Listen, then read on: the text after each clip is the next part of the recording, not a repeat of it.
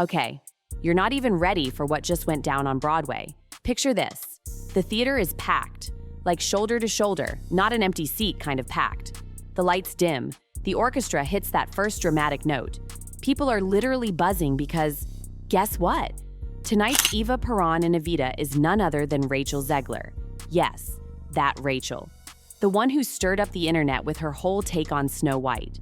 So everyone's sitting there, holding their breath, waiting for this big, iconic performance to begin, and then bam, just like that, Rachel vanishes. MID show. Like, girl literally disappears. No warning, no, sorry folks, I gotta bounce. Nothing. One moment she's there, the next, gone.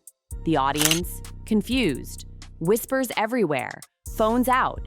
Everyone's like, wait, did she just leave? And hold up. This wasn't just some harmless little hiccup. No.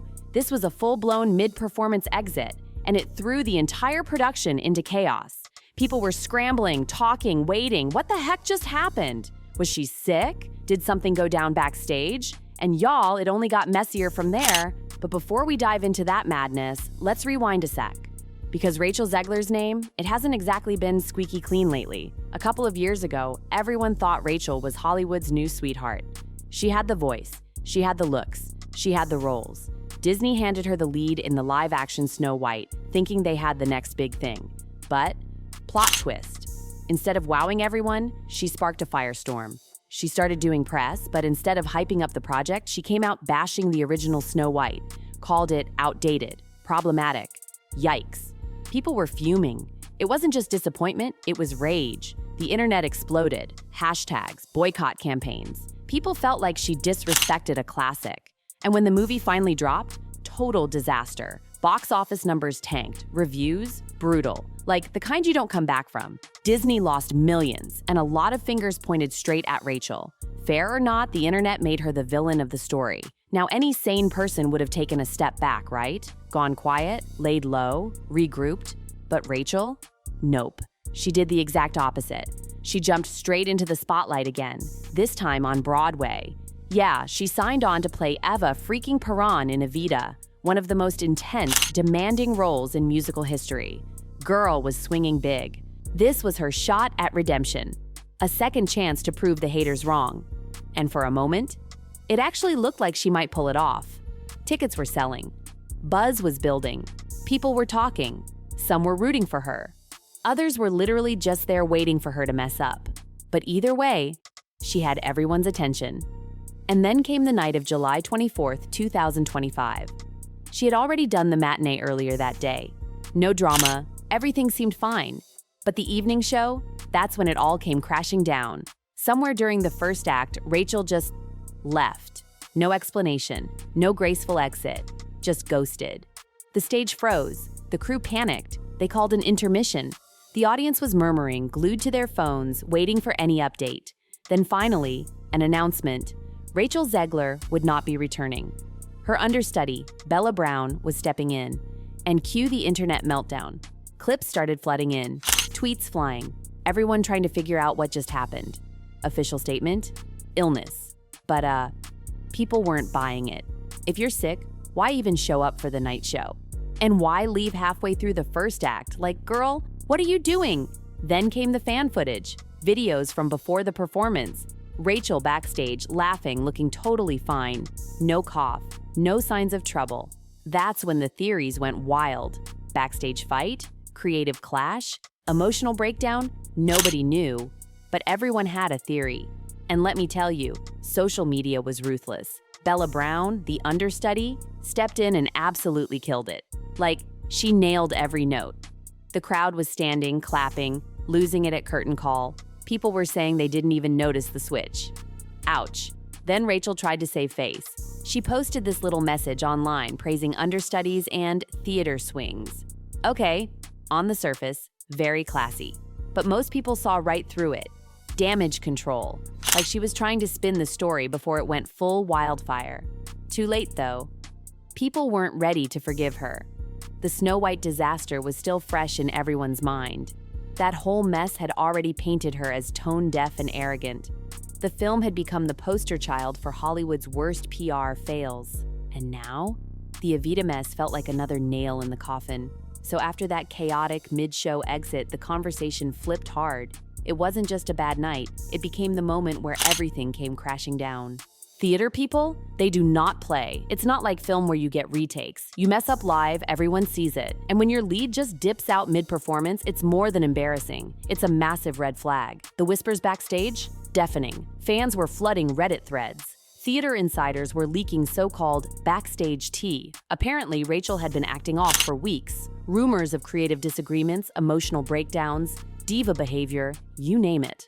One person even claimed there was leaked footage of her being escorted off stage. Still unverified, but people were eating it up.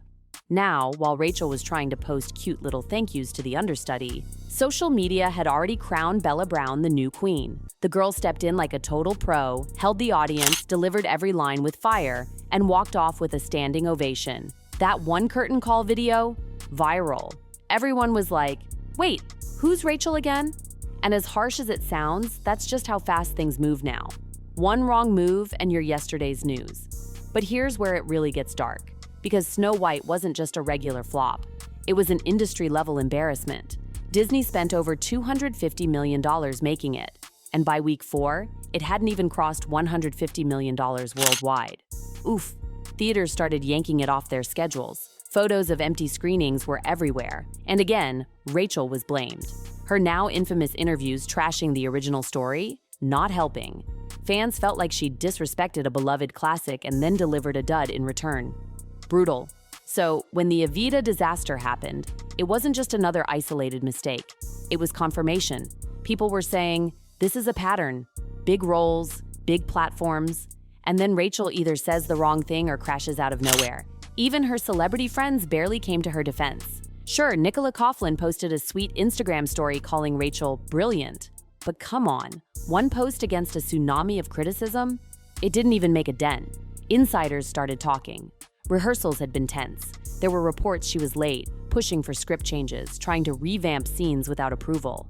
Apparently, the cast and crew were walking on eggshells, hoping she wouldn't have another emotional spiral. Not the kind of environment that screams Broadway professionalism, right? And you know how it goes in showbiz. Rumors don't need to be true to be deadly.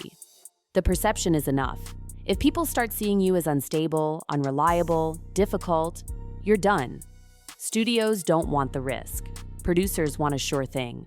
Look, Rachel Zegler is no doubt insanely talented. When she's on, she's magnetic. Her voice? Gorgeous. Her screen presence? Electric. That's why Disney picked her. That's why Broadway gave her Eva Perron. They wanted her to win. But talent alone doesn't pay the bills. This industry is about trust. Can you show up? Can you do 8 shows a week without falling apart? Can you take heat in the press without lashing out? Right now, the answer isn't clear. Rachel's riding that thin, shaky line between comeback and collapse. To be fair, there are people, especially younger fans, who still support her. They say she's being punished for speaking her truth, for trying to modernize old stories, for not playing the Hollywood game. And sure, there's something to that. But here's the thing. Audiences are forgiving, up to a point. When it feels like confidence turns into chaos, that's when the support cracks. When you flame out of a $250 million Disney movie and crash mid-show on Broadway, people start wondering, is this who you really are? And then there's timing. Rachel's breakdown happened when she could least afford it. Her public image was already hanging by a thread.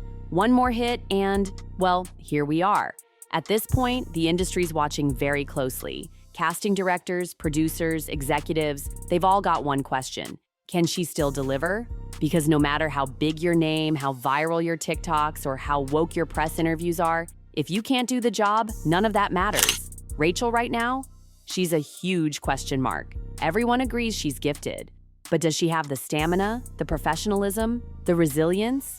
Her next move is everything. Does she own it? Does she speak out honestly about the Evita disaster, the Snow White flop, and actually take responsibility? Or does she keep playing the polished PR game, dodging hard truths, waiting for the storm to pass? Because here's the truth. The storm isn't passing. Hollywood is full of redemption stories. Stars fall hard and come back even harder. But the ones who survive, they show up, they grow, they get humble. If Rachel wants a comeback, she's gonna have to ditch the diva routine, silence the noise, and show up. No more vanishing mid-act, no more cryptic tweets, just consistency, humility, and hard work. We're talking less glam, more grit. So what happens now? Honestly, it's up to her. This isn't about one show or one movie anymore. This is legacy stuff. Does Rachel Zegler become a what could have been? Or does she fight back and prove everyone wrong? Stay tuned because one thing's for sure, this drama is far from over.